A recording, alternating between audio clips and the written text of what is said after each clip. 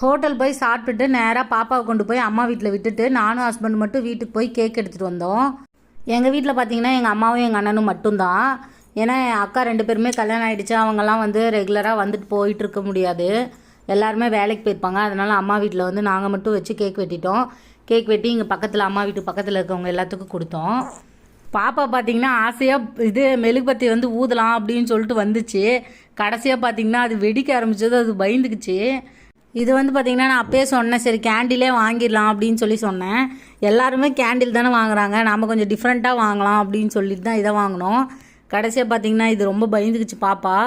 என்னோடய 3 வருஷ கனவு இந்த மாதிரி எங்கள் பாப்பாவுக்கு பர்த்டே கேக் வெட்டணும் அப்படின்னு சொல்லிட்டு. ஏன்னா 2 வருஷம் ஃபஸ்ட்டு 2 வருஷமே வெட்ட முடியல.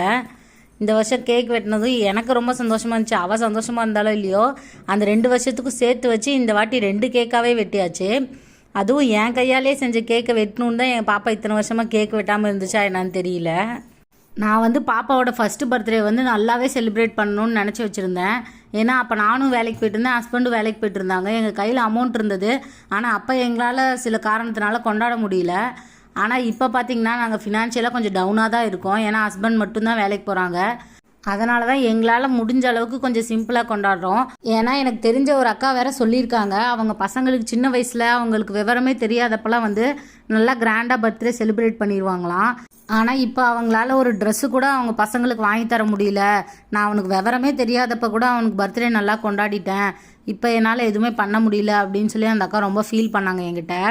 அப்போ தான் எனக்கு புரிஞ்சது. அதனால் அவளுக்கு பொறுமையாக விவரம் தெரிய நம்ம ஒன்று ஒன்றா அவளுக்கு கொடுப்போம். ஏன்னா அவளுக்கு ஒன்றுமே தெரியாத டைமில் நம்ம என்ன கொடுத்தாலும் அவளுக்கு எதுவுமே தெரிய போகிறதில்ல.